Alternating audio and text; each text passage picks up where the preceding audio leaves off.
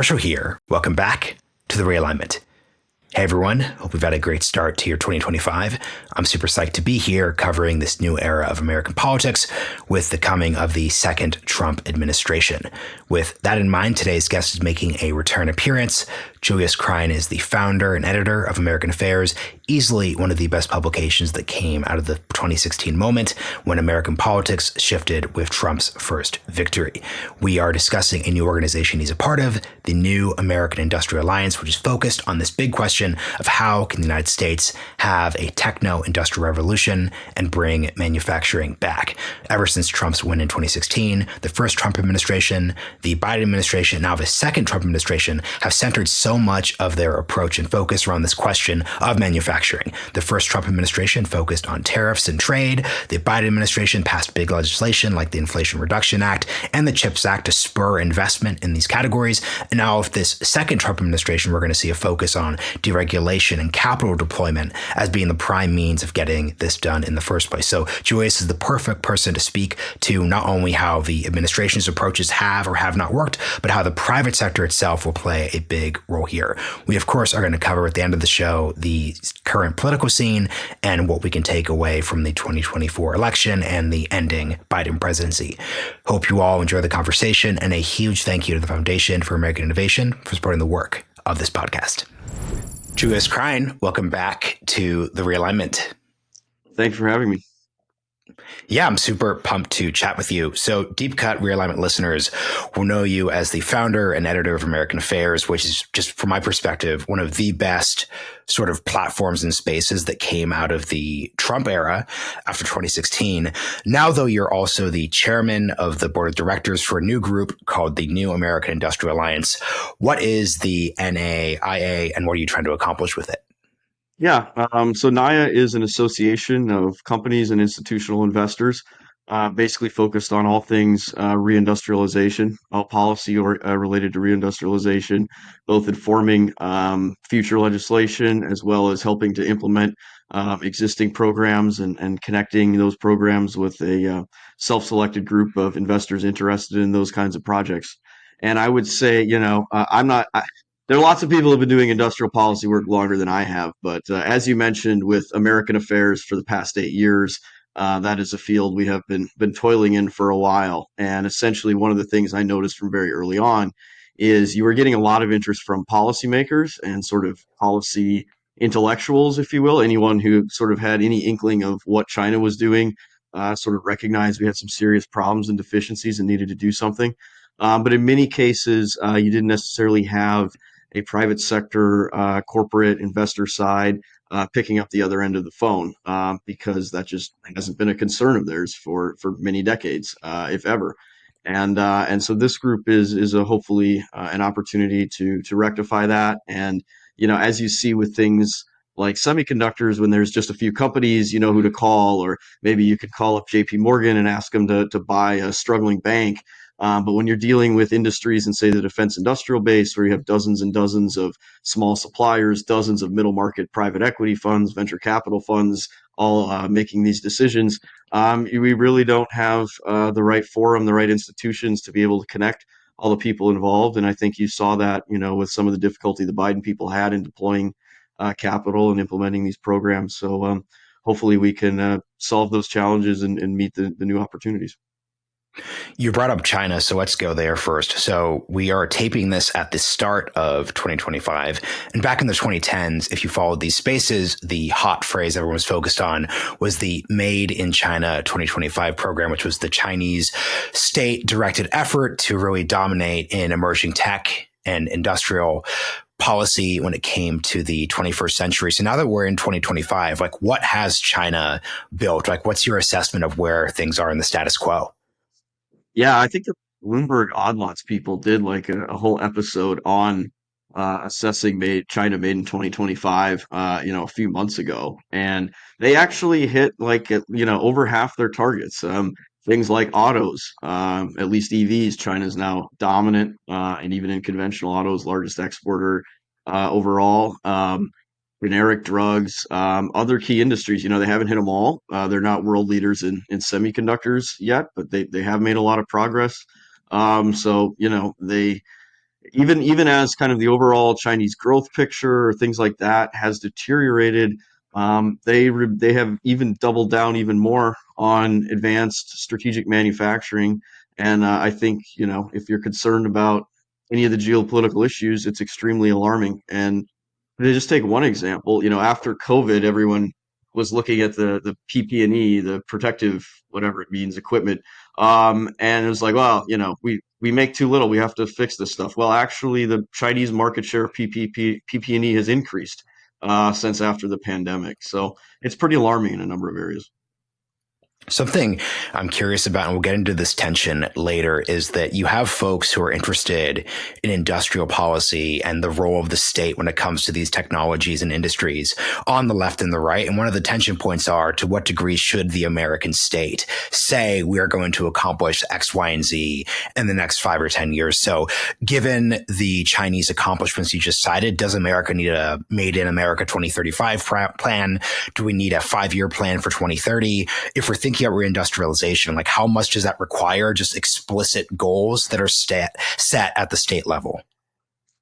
Well, I think it requires some high level goals, or maybe I should say a high level recognition of what the problem is, or what how markets are being manipulated by others, so you can respond accordingly. So, in one sentence, basically, China is subsidizing capital intensive activities such as manufacturing, and investing in those capital intensive activities has become extremely disadvantageous in the United States. And that's been the case for 30 plus years. It's why we are where we are. It's why we can't make generic drugs or ball bearings, certain rubber additives, all this stuff. And basically, what you're seeing is you have private sector hurdle rates, or the private sector target on return on investment being something like, let's say, 25% plus. And anything below that is often off the table.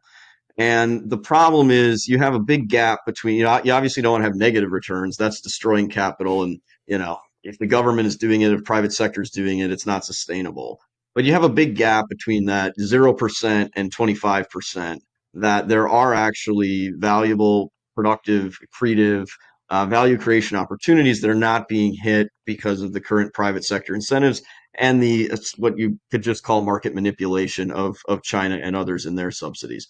So I think, government has to recognize that. I don't think it's, helpful for them to be picking, the factory should be here and this is the technology you should use. That obviously is always best left to the private sector. We have to recognize kind of where the incentives are misaligned so that private sector capital is not going in there.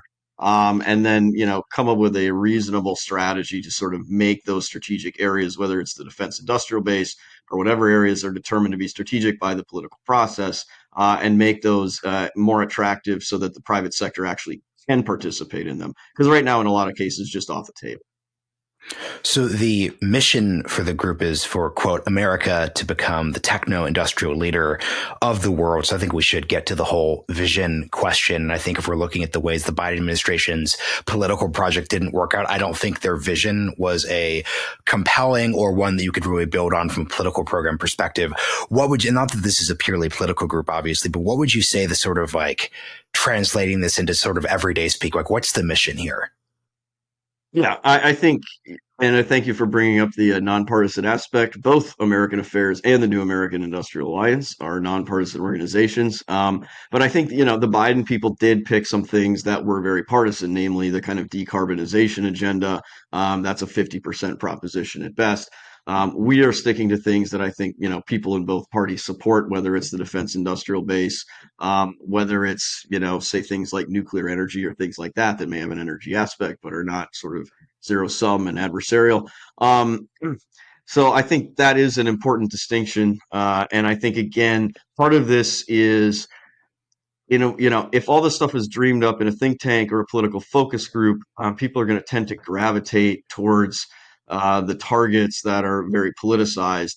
It's been, in a way, the absence of a serious private sector voice, or maybe I should say like a coherent and organized private sector voice, kind of pushing for things that align with the vast majority of the population. So in an area like semiconductors, where you have a very powerful industry group, that is a bipartisan issue, and they got chips done, and that was a big program. We'll see exactly how successful it is, but obviously they're building fabs, and I think most people in America would say, if we can't make our own advanced semiconductors, we got a big problem.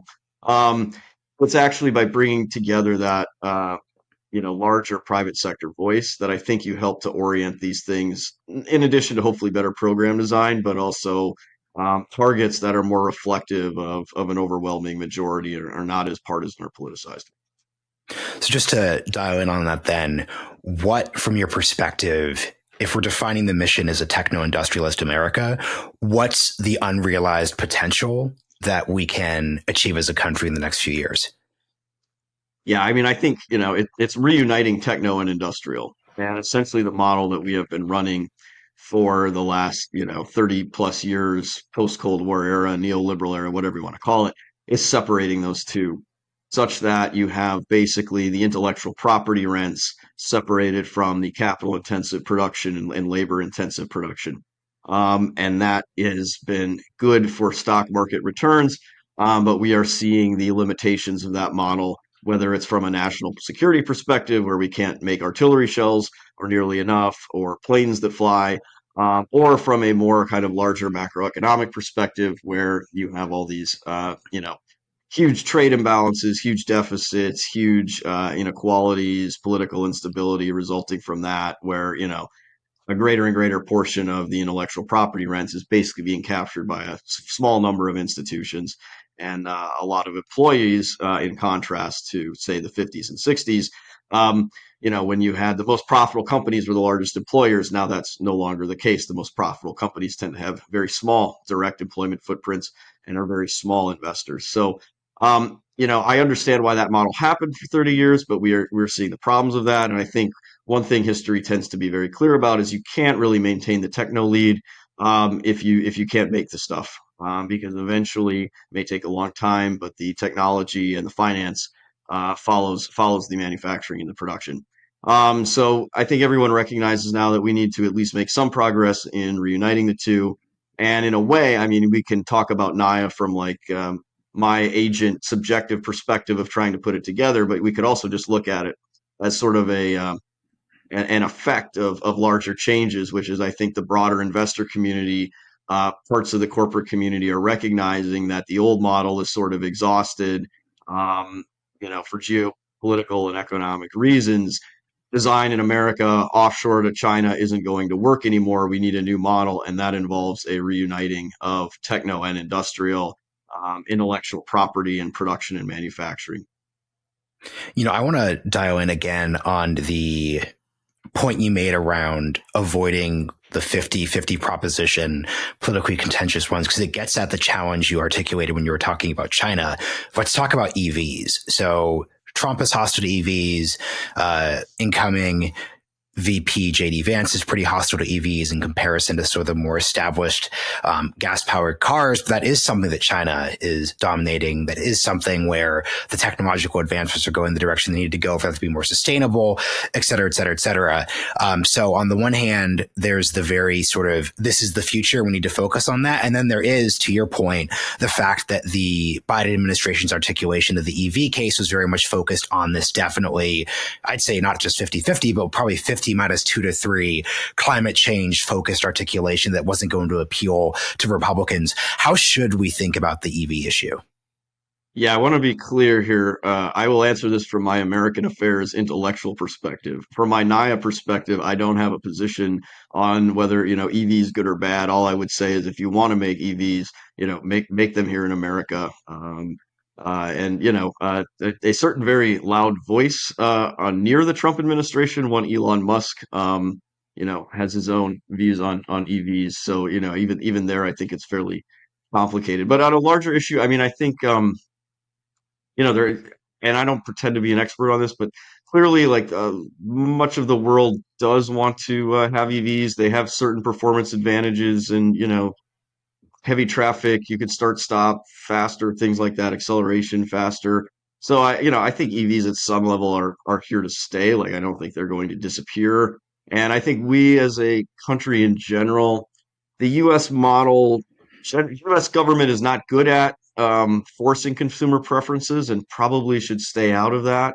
That's we're not like China. We're also not like Norway. It's a big country that has a weak rail network. People do drive long distances. They want to be able to refuel quickly, and that's one area where EVs are going to struggle. So I think, from the US side, the US government should be fairly agnostic on consumer preferences, whether they want an EV or an ICE vehicle. Um, that's why I think like some of the plug-in hybrid stuff where you have both an EV engine for like 25 miles and then a regular conventional gas engine. It's very American. You can just do both with it. Maybe it's slightly more expensive or whatever, but if that really takes off, then I think that would create a private sector demand for chargers or whatever and a normal transition. But I think it's a mistake for either side to either, try to enforce a transition to EVs or also, try to intentionally ban people from buying them or something like that. Not that anyone's really talking about that. I think the US should avoid the consumer demand side on this question and just focus on making it attractive for whatever kind of car you want to build, building more of them here or in friendly allied countries. So Forbes did a great write up about the org, and the half of the title was Trump wants manufacturing jobs back.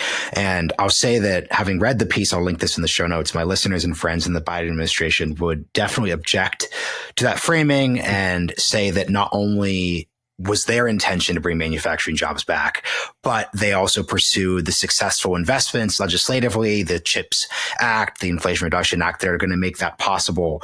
What's your response to that perspective? And I'm asking American Affairs, Julius, that you can throw on different hats during this episode. Well, again, American Affairs is also nonprofit and nonpartisan, and I have friends in the Biden administration too. And I would say, at some level, you can't take it away from them. They certainly were more ambitious on industrial policy than certainly any administration in my lifetime. Um, but I think, as we mentioned, they passed a lot of programs, and they had a very difficult time actually getting the money out, getting them implemented, getting a robust private sector response in a lot of cases. And that's, not necessarily criticism of any individuals or whatever. It's just we as a country, for decades and decades have lost the institutional capacity to really do these things. And I think that's one advantage that the Republicans may have is an ability to really interact with and energize the private sector on some of this stuff in the way that it's more difficult for Democrats to do. And I think, I hope that partisan rhetoric aside, our friends in the Biden administration can also sort of get behind that and support that, because for any of this stuff to work, it can't be a partisan thing. We've got to stick to goals that are bipartisan, and we also have to work together to implement them. So again, I would give them a pretty good grade on the ambition. I think the execution was a little weak. I think the Trump people have a lot of opportunity really to fill in those gaps and hopefully go beyond. But we'll see exactly how it goes. I'm really interested in the difference between the Trump approach and the Biden approach. So when it comes to reindustrialization, so I was speaking to a person connected into the tech industry who's been talking with a lot of folks who are going to be very interested in the work that you're doing. And their kind of articulation is like, look, Trump's coming in, Elon's coming in, JD's there, they're going to deregulate, they're going to do the things that need to be done to make this actually happen. And we're just far less impressed or interested by the Biden approach, which is much more focused on investment, big legislation, et cetera, et cetera, et cetera. My kind of response is that, as with your answer on hybrids, like we're never going to only do one or the other. We're never going to have an approach to reindustrialization that's just deregulation. We're not going to have an approach that's just passing big bills. How do you think about the dynamic or the ability to build a hybrid out of these two approaches? Yeah, I think to some degree, look at the personnel. I mean, in addition to the people you mentioned, you've got Howard Lutnick at Commerce. He's an investment banker. That's exactly what you want if you want to allocate capital. You have announced at least Stephen Feinberg from Cerberus becoming Undersecretary of Defense. I think there's a kind of liberal progressive would say, oh, this is terrible, finance guys, whatever. But that is actually the kind of person you want. You want a capital allocator doing capital allocation roles. And I think there is a great opportunity there. Um, just having those people in those positions, and that's in some way how I would would look at it as maybe not necessarily so much a policy hybrid, but just having the right kind of different kind of people in that kind of role, as opposed to a wonk or a lawyer or a governor, to actually get that capital going. I'd like you to speak to this because if there's one thing you've accomplished at American Affairs, it's that you've made very clear that you are not like a Wall Street shill. So you're not just like sort of saying, like, it turns out let me put it this way, 2010s and 2020s, Julius is not saying the answer is more Wall Street by definition. Like you have like the track record to make this clear. Can you articulate to the center left to left versions of the audience why they should be interested in the capital allocation category? Because something that I've been fascinated by as I spend more time in center left to left spaces, especially the type of people who were running the Biden administration, is I don't think they have a framework for capital allocation or for what that actually means. And instead are just focused on the sort of more revolving door post 2008. Well, we don't want people who are running hedge funds. We don't want people who are in the private sector doing those jobs, which then put them more in a position of hiring a bunch of lawyers, academics, former politicians, et cetera, that I think maybe is going to get us points on we're pushing away plutocracy, but didn't actually help them with the question of how do you actually get money out the door. So could you talk to this dynamic? Yeah, actually, it was a center left investment banker who told me this, but too often we've gotten used to in the United States, in America in general, but particularly I think in the Democratic Party, into thinking about industrial policy based on how much money we spend on it. So, we spent 50 billion on chips, that's successful. We spent however much on IRA. Um, Certainly you have to spend something, as with any investment, but we really should be thinking about it as what are the returns from this? What are we building, and how much capital are we actually creating from this? Which, is obviously a really good investment. You'll get more for less. And I think that is something that a Republican side can bring to this debate. And the Democratic side can also sort of keep them honest. And it's easier for the Democrats to realize they have to spend something. Maybe easier for the Republicans to realize that what you spend is not the sole criterion or even the first criterion for measuring the success of this stuff. But look, Wall Street finance, financialization, whatever, is part of the reason we got into this problem. And certainly, if you want to sit around and be an intellectual and come up with solutions that don't involve that at all, it's possible to do it. But practically speaking, there's no way we're going to solve these problems without the robust participation of the finance and investment community and the corporate community. You can't have industrial policy without industry. You can't have industry without investment. And as I was sort of hinting at earlier, I think there has been a bit of a vibe shift, as the kids say, where in the past there was, very little mainstream investor and capital interest in this stuff. It was, seen as kind of a niche thing, or even worse, something kind of like a Beltway Bandit thing, where maybe you could suck a few $100,000 out of some program. That I wouldn't say it's completely changed, but like it's changing, and we're seeing more and more mainstream investors, mainstream capital recognizing A, that this needs to be done, and B, that this is a real commercial opportunity. And that, that's why NAIA exists, because of that change in perception. And I think, we hopefully continue to see that. And if we're going to solve these problems, we'll need to continue to see that. To my progressive friends, I would say, that your opportunity is to keep them honest. Certainly, there can be self-dealing and things like that.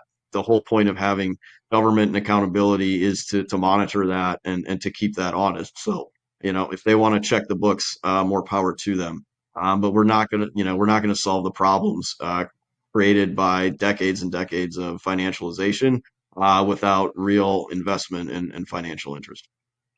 Yeah, to sum up, I really like what you said because I think part of the problem here, I spent some time with the Roosevelt Institute folks. Felicia Wong's the guest who's going to come on right after your episode kicks off this season. And I think part of the issue here is, and Ezra Klein's written about this with his everything bagel Right. liberalism idea, basically that modern liberalism, center left politics tries to do everything at once. And part of the problem here is if you are going to assume the task of reindustrializing the country, I think you're going to have trade-offs that just didn't exist during the 2010s Obama era.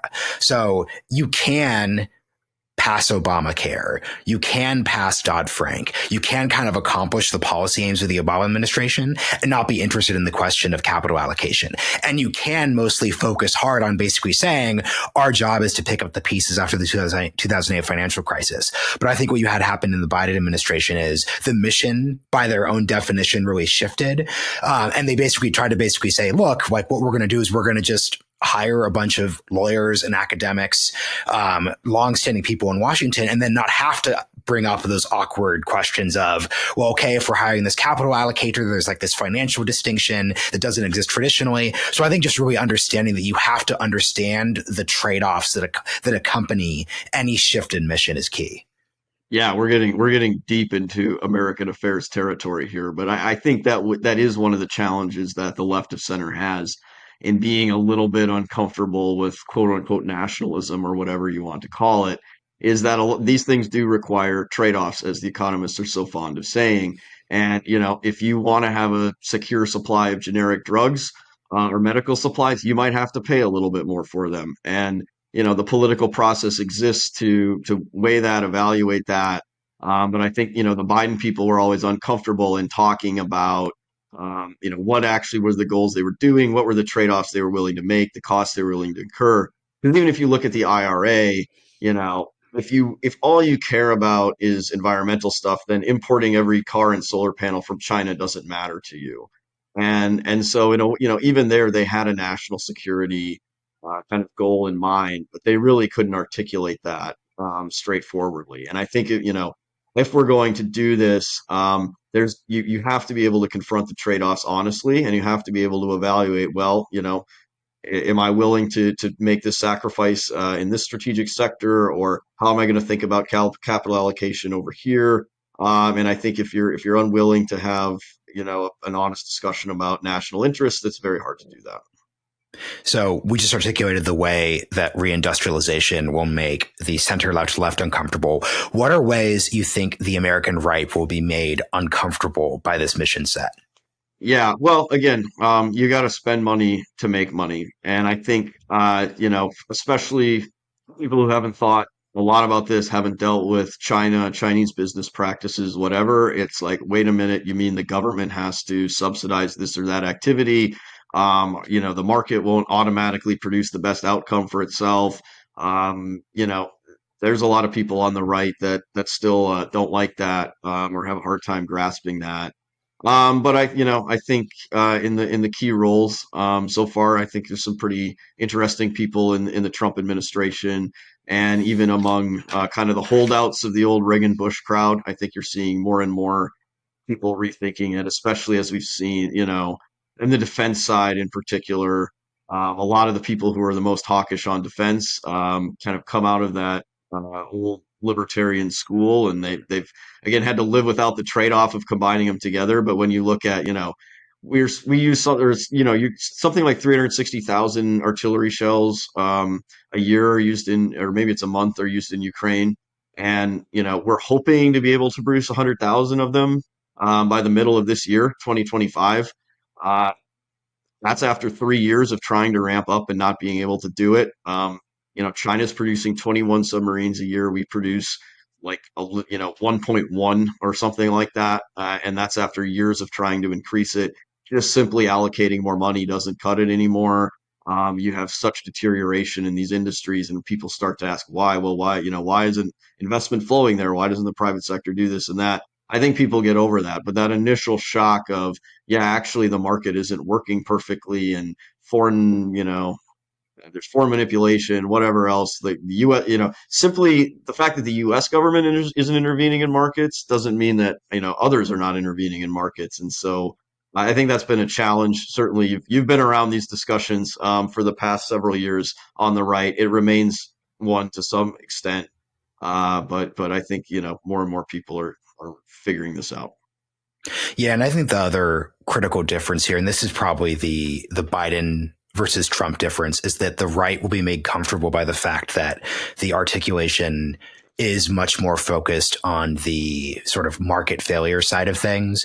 So we want to, once again, your 1.1 submarines anecdote is exactly the anecdote that I'd want to deploy to just your most basic, not read into the deep cuts Republican congressman from like a southern state. Like that's just the fact. Market can't produce that. So that's why you're really seeing the defense folks leading things. And I also think the other advantage that the Trump team will have in articulating these things is that the Biden vision was much more in that sort of like traditional 20th century sense. And in a way, it did also rhyme with Trump's, where it's like, we need to bring manufacturing back so that we could have this economy of the 50s, 60s, and 70s. And obviously, I think Trump very much like resonates with that. And I think Trump has an ability to politically articulate that in a much more effective way. But at the end of the day, like that vision isn't going to be as much of a sell to your basic Republican coming out of the 2000s in comparison to the national security focus one you just gave. So that's really, really key here. So let's get to the actual NAIA agenda here. So, you have on your website, which I will link in the show notes, just a couple bullet points that I wanted to go through. So number one, this is the obvious T-ball setup for you. Just build more. What should we be building? What are the goals, et cetera? Yeah. Again, I think that the lowest hanging fruit is defense industrial base and adjacent stuff. And at this point, that's a pretty broad mandate in itself, because it's a lot of those key inputs, industrial inputs, that are lost, whether it's ball bearings or weird rubber additives, or nitrile gloves, or what, and well beyond generic drugs, all of that. Again, I think that that's the poor place to start. And As I said earlier, you can just define a lot of this by capital intensity. If the manufacturing or other activity is very capital intensive, it's very unlikely that you will get private investment without some kind of government support. That's true most obviously in semiconductors, but it's true that the only difference between semiconductors and generic pharma or rubber additives or whatever is that there's two or three semiconductor companies you need to think about, and there's this whole diffuse group of middle market private equity and smaller companies and smaller VCs and things like that. So that's where I would start on building it. And I think we're working on some things in the tax bill, the tax renewal, which will be the first big thing in 2025, to make that more attractive. We also have some longer term ideas around kind of more of like a development bank model for the U.S. I mean, it's kind of striking. I had a company CEO, really interesting, and they designed a better hearing aid, and they had no problem raising money for the IP and the design, but this they wanted to build the hearing aid in the U.S. Well, there's no contract manufacturing available in the U.S. with the ability to do that. We've lost that skill. And so they went to the government and said, I'd really like to build this in the U.S. It's an advanced chip, blah blah blah. They're like, look, if you want to build it overseas, we could probably get you some Exim Bank funding or DFC funding. But if you want to build it here, there's really nothing we can do. Maybe try the States, something like that. So there's no reason why we shouldn't have. We have development banks for overseas. We should have development banks for here for capital intensive strategic industries. And things could do everything from your conventional standardized lending to, and this is another thing about the Biden administration. They were very ambitious, but they kind of have a very old toolkit. I mean, they're still doing basic grants and subsidized lending stuff, maybe a little bit of tax stuff. The world has, there are more advanced industrial policy tools out there now that we've seen in Asia and Israel and elsewhere.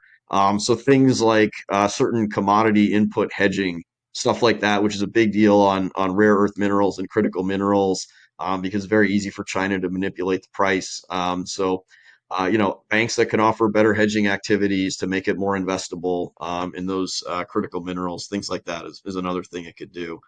So that's sort of on the more ambitious end, and then there's lots of things we can do in between, whether it's legislative things like the CHIPS Act or the Critical Minerals Future Act, or agency things And the like better CHIPS Act is coordination like with American. That's like shipbuilding, it right? was, yeah, it was just introduced right before Christmas, co-sponsored by Kelly in Arizona. And Well, it was Waltz in the House, but he obviously left. So it was they had somebody else co-sponsor in the House, but yeah. So ships is SHIPS. Basically, America builds hardly any ships anymore. We're not competitive at all. There's no way to get investment into that sector without some kind of government support at this point. And globally, it's a game of subsidization. The Chinese, the Japanese, they all subsidize. Koreans subsidize massively. So much like the CHIPS Act, in reality, this was, I think, really about getting some Korean shipyards to build something here, build more here, and hopefully begin to rebuild the foundations of an industry that's all been almost completely lost at this point. So we've covered the investment plague of NAIA's approach, so we could skip that. Hopefully listeners have been paying attention and they will get that. Trade and workforce. Let's talk about that. Yeah. Well, workforce, it's one of those issues that everybody talks about, but it's very difficult to do anything. Um, but I think there have been some bills sponsored by Tom Cotton and others that address some of these issues. Again, I think this is an area where the private sector has kind of been MIA, particularly when you're talking about the reindustrialization related components of it. I mean, just to build the submarine industrial base, obviously a very relatively small section of a small base. People estimate something like 100,000 workers will be needed if we're going to go from building one submarine a year to three submarines a year. And I'm not, some of that is we have obviously an education system that tilts toward 4-year liberal arts degrees rather than, trade and actual skills needed in manufacturing. But even beyond that, in a lot of cases, there's, just very poor apprenticeship programs or other things. And I think that you have seen some positive developments in sort of upstate New York with the CHIPS Act. There are some models that can be built upon, but most of these things have been kind of think tank ideas, and without a real private sector lobby to support them, they often die on the vine. So we're eager to add our voice there, and also on trade. I think perhaps an even more contentious issue, and we'll see exactly where the Trump 2.0 goes with it. But from my perspective, at least personally, I think you want to have a trade policy that supports your industrial policy, and if we're serious about bringing manufacturing and manufacturing jobs back, then trade policy needs to be adapted accordingly. Yeah, I'm always frustrated by the reskilling workforce conversation because it's one where every single think tank and policy org, left, right, and center, has just like the generic take that like we should do this thing, and then the conventional wisdom is now there too, right? Like it's not a hot take to do the micro dirty job shtick, but there's just like a gap in the like conventional wisdom and the actual consensus there and translating it into something real. So I think that's something that there needs to be far more aggressive focus on. And lastly, from the agenda piece here, let's talk about regulating less. Like, where does the deregulatory, and by the way, I'm also really curious to hear your perspective on the deregulatory take, because like I've increasingly become an abundance agenda guy, and the sort of post 2024 fight that you've sort of seen on the left end of the spectrum here is basically, oh, all these abundance agenda people are all neoliberals who are trying to make everything the 1980s again. They're not focused on like the positive side of the role of the state and the fact that government's needed for these things. You also have post neoliberal credentials, as well as I do, though. So, like, where do you come down on seeing the two sides of the regulation debate? Well, I mean, it's interesting to pick another thing that seemingly or almost everybody agrees on, but nothing gets done is the whole environmental permitting reform question. Whether you're a conservative, well, I should actually, it's now become a democratic thing and all that, but Manchin Barrasso just died. And can you give the context for permitting reform? We actually haven't covered permitting reform Yeah, aggressively on the show. yeah, so it's, again, after decades and decades, become obvious that the current environmental permitting regime is basically hostile to building anything, whether it's, not just oil refineries, but housing or solar panel fields or, clean energy battery factories, whatever. And, it's been interesting to watch in the last 5+ years or so. A lot of people on the center left have kind of come around to this, and they recognize that because the way it works now is basically you have the EPA do its thing, which takes longer and longer, but then you also have third party groups come in and sue, after the EPA approves the project. So, the Sierra Club or whatever will come in and sue the EPA, for, fail under the Administrative Procedures Act or whatever. And they basically always lose, but it slows the project down by another few years or so. et cetera, et Because the cetera. EPA process already takes years in the first place too, That so takes they're really stacking years, it up. and then you sue on top and appeals and appeals. And they're, these are third party groups that have, really shouldn't have any standing. It's just an artifact of, laws in the 70s. They're not even affected by this, and it's a mess. But even people, even pretty progressive Democrats have come to accept this, and there was, a lot of work went into the Manchin-Barrasso bill to basically start to do some of this. But I think it was very interesting because, that bill focused primarily on the energy side, which is great. But it really didn't talk a lot about industry, and that, environmental issues and regulatory issues in general are obviously a problem for a lot of industrial construction, and raise the cost of building factories in the U.S., make it more difficult, more time consuming. Or you also have weird regulatory arbitrages and things like generic drugs and things like that, where it's very easy for the FDA to come and inspect your factory in the U.S., but if they want to inspect in India, much less China, a lot harder. So there's an inherent advantage there to not building in the U.S. Things like that. But larger point is, I think in a way, it's kind of an opportunity now that, surprisingly, even though everybody seems to agree on permitting reform, that failed. Because now we can also include things like industry, and hopefully build a larger coalition behind this stuff, because it's not only, the problems are not only limited to the energy side. So before we get to the last section where we'll just totally wall that one off from the NAIA conversation, because I have a couple political questions I want to ask you. So we'll switch hats again. What are NAIA's next steps, right? So like we're starting off the year. You announced in December, like where should folks go to learn more about everything? Yeah. So the website is newindustrials.org. I should, I think the website's been up for like a month and a half now. So we are a genuinely new organization, but we're starting out with, I think we're around 50 members at this point. You can see many of them on the website. And yeah, like I said, we're going to hit the ground running in 2025, hopefully being very active on the tax bill, the tax renewal, and some other longer term policies as well, and also begin, hopefully holding more forums where, whether it's the Department of Defense, Defense Industrial Base Consortium, or relevant parts of the Department of Energy or Commerce, whatever, can interact with investors in kind of investors and companies in kind of a low pressure setting on, here are the projects we want to do. Here are our priorities. Tell me how I could make that attractive for investors to actually want to do that, instead of, and again, not, I don't want to be too critical of the Biden people, because a lot of them did a lot, but, I heard from one, like, well, don't investors check build.gov? And it's like, no, they do not. No, they do not. Do not check Fact check, build.gov. not Like, true. not going to happen. So, we need to do a better job as a country to kind of provide that connective tissue. So, that's a little less formal policy, but hopefully we can begin doing that very soon as well. Well, no, and the thing that I'll say that I'm so excited about what y'all are doing is like you're doing the convenings. So you did Reindustrialize, which was the big event in Detroit last June. I think the gaps in the spaces And really that'll be are just happening again in 25, in so June folks 25. pay Yeah. attention to the site for all the announcements. But I just think that the gaps are just convenings and they're just coordination.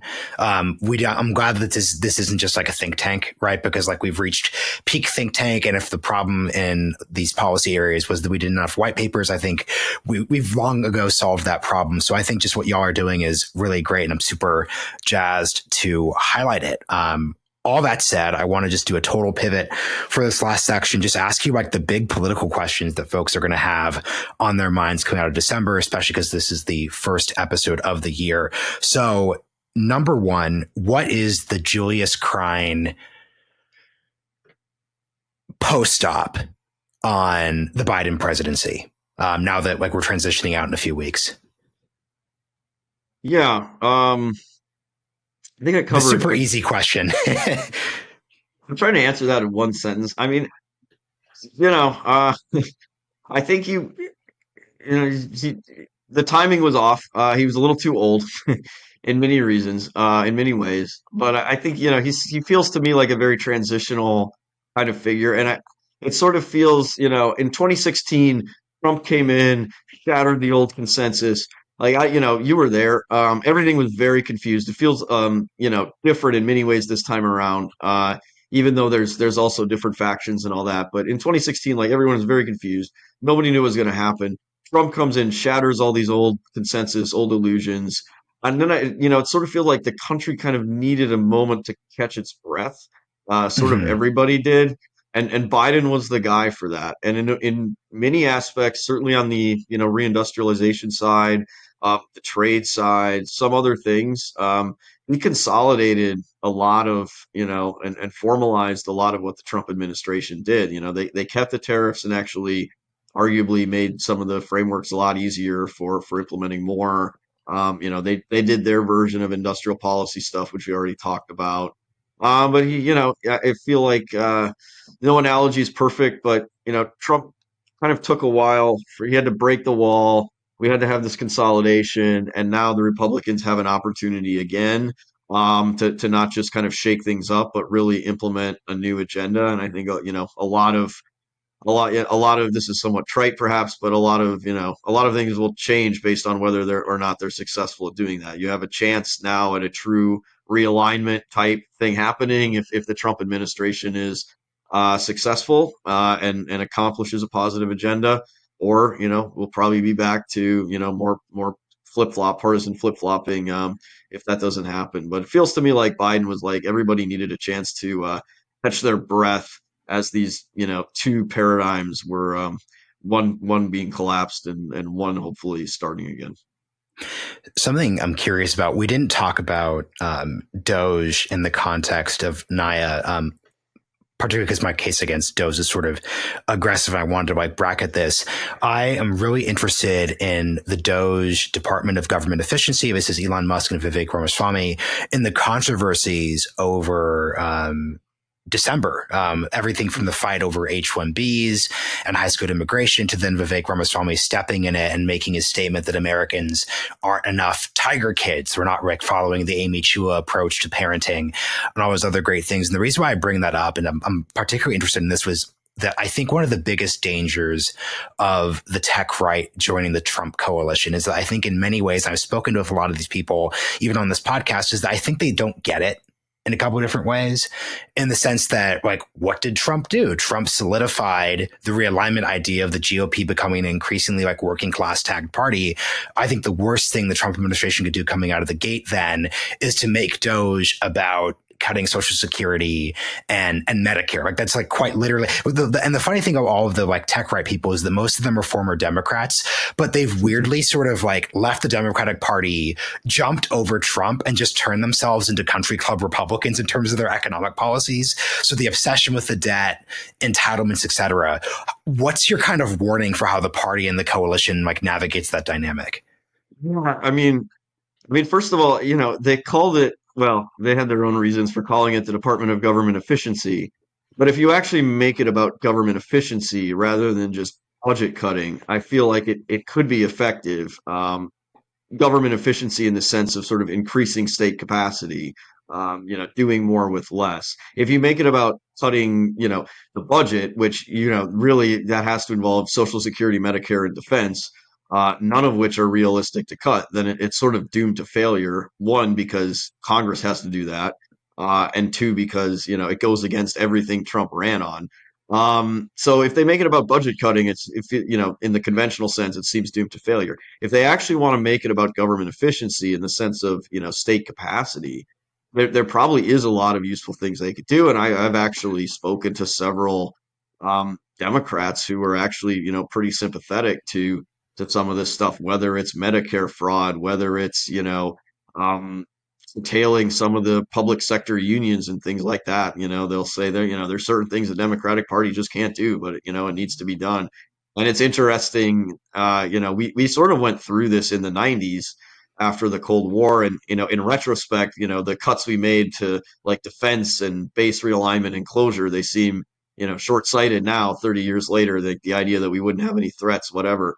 But it's reasonable that as we enter this kind of new paradigm, whatever you want to call it, we need to go through a larger exercise of rethinking government, making it work better, making it, more effective for the challenges we face.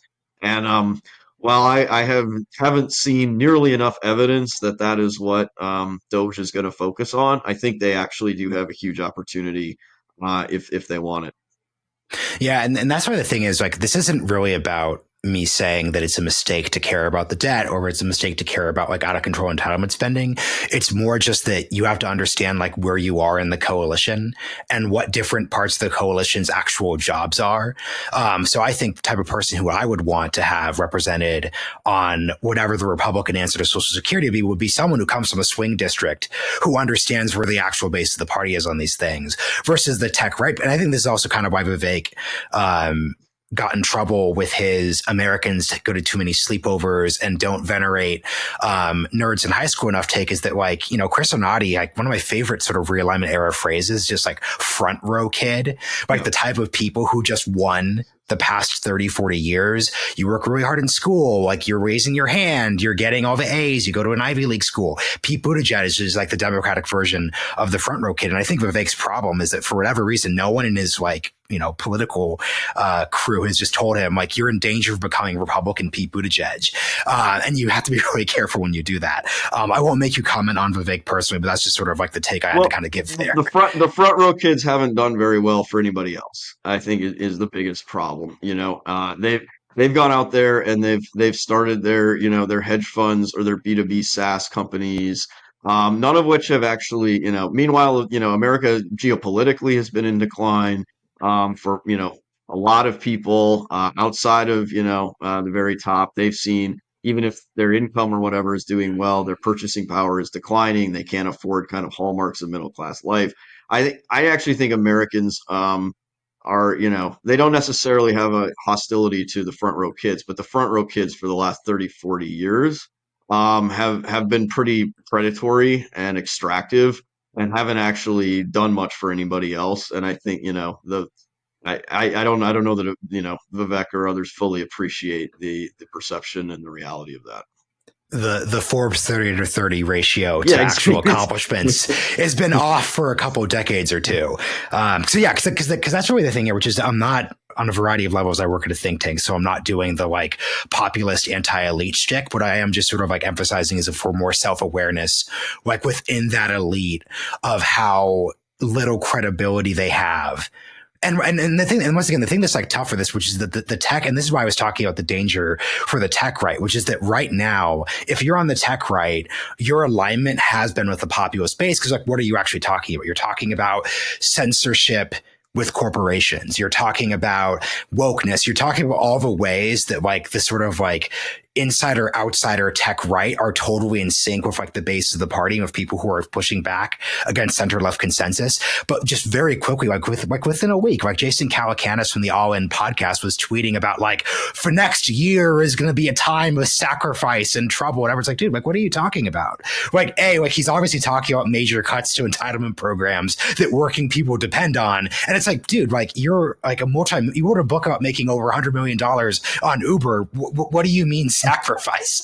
So it's just like a real call for politicals. And when this is the job of a politician like Trump, right? Like it's the job of politicians to manage a coalition that if you just sort of put it on a chart makes no sense, right? Like a working class union populist doesn't make sense when juxtaposed with Elon Musk in the abstract. But if Trump can be a political genius and do what he needs to do, you can make it coherently produce something. Yeah, I mean that A is the job of politicians, as you said, and B, I think both Silicon Valley and finance, like the model that's worked really well for them is for you to just be maximally short-term oriented and extract as much value as quickly as you can. And I think that that model is starting to fail. And I mean, like, Elon is the most interesting, as has come out in this sort of whole H-1B controversy. I think it was Bannon or somebody who came out and was like, this guy has, 1 million government contracts. He made all his money. He's essentially the poster child of industrial policy, both Tesla, SpaceX. Great success for industrial policy. It doesn't really make a lot of sense for him to just badmouth the government all the time, especially if you're not going to criticize the Chinese government, which has also been, very friendly to your companies. But I think if that when they recognize, and there's a large segment of venture capitalists and other from Silicon Valley who are increasingly pouring into the defense tech space, the hard tech space, as they see both the opportunity there as well as the kind of policy changes that need to happen to make those investments work, which are not, some of them aren't deregulation, but they're not all about simply cutting the government. I think, you can see a deeper appreciation for policy, shall we say. And I think in a lot of cases, maybe Elon's most of all, they just haven't really put that together mentally yet. But I think it probably is inevitable that it happens. And from my perspective, the sooner the better. And last question here. The thing I'm increasingly just sort of fascinated by the post 2024 Democratic Party, because I think the things that drew me to being interested in the right and conservatism from 2013 onward now apply to Democrats, right? Which is you had a model for understanding the country, for what you have to do, et cetera, et cetera, et cetera. And the model just didn't work. And then, you go from 2013 thinking that the answer was immigration reform to then Trump winning in 2016. It shows how quickly things could shift when you're in that position. So what is your kind of structural sort of thoughts, advice, et cetera, for Democrats who are thinking about a moment like this?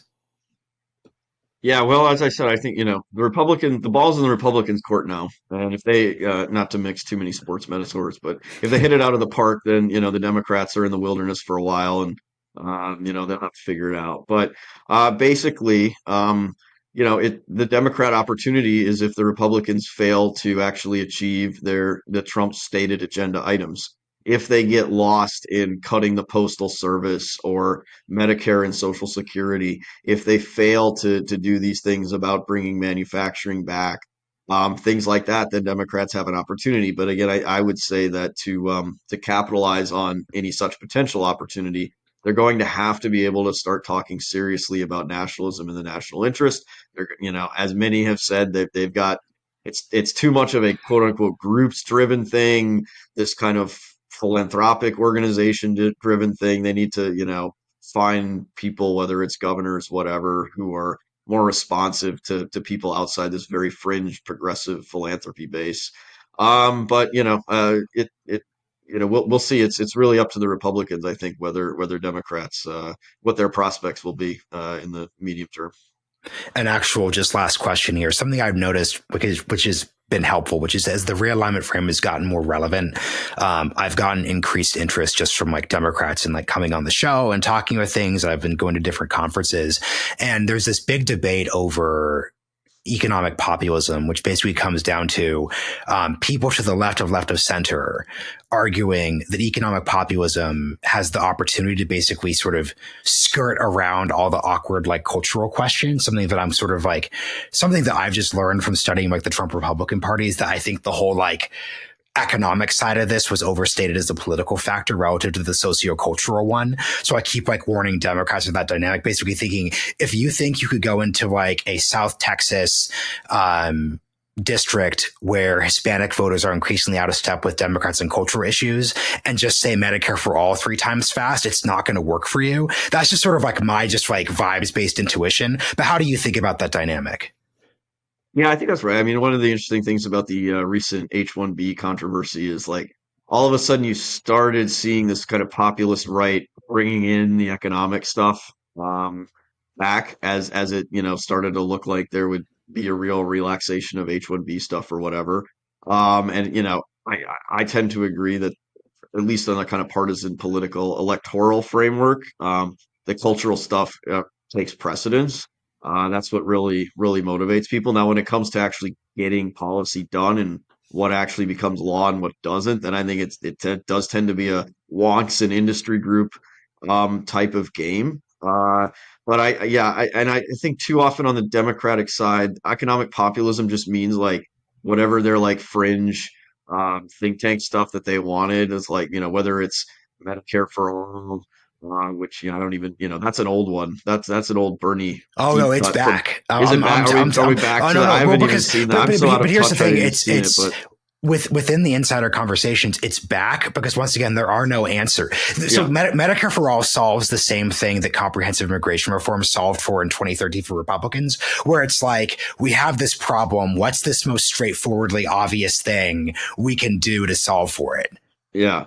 Um, or even, in a lot of cases, like, whatever the decarbonization agenda, Democrats, that's economic populism. Everybody supports it. And of course, nobody does. So yeah, or, not very many people, but I think they're going to have, again, all of this kind of starts with you know, you don't necessarily have to limit politics to that, but and there's this basic level of just kind of national survival, national interest, whether it's like, can you build artillery shells? Can you make medicine? If there's a minor, never mind even a major trade hiccup like with COVID, like are you going to have massive problems versus these much more moralistic ideological agenda, whether it's, climate change on the left or some kind of libertarian utopia on the right. You got to be able to kind of separate those things, and both parties have their own struggles, but the Democrats probably, they seem to, be the most stuck in, because they're so academia and kind of NGO dominated. They seem to be really stuck in those rabbit holes, and I'm not sure exactly how they get out of them. But that is the joy of democratic fluidity, is that parties usually figure out ways to be competitive. But I think it's, they need to kind of start from a blank slate and figure out how the progressive message actually lines up with a real national interest, rather than some kind of moral ideological project that grew out of some philanthropy NGO thing, 10, 15 years ago. That is an excellent place to end. Julius, thanks for joining me on the Realignment. Thank you.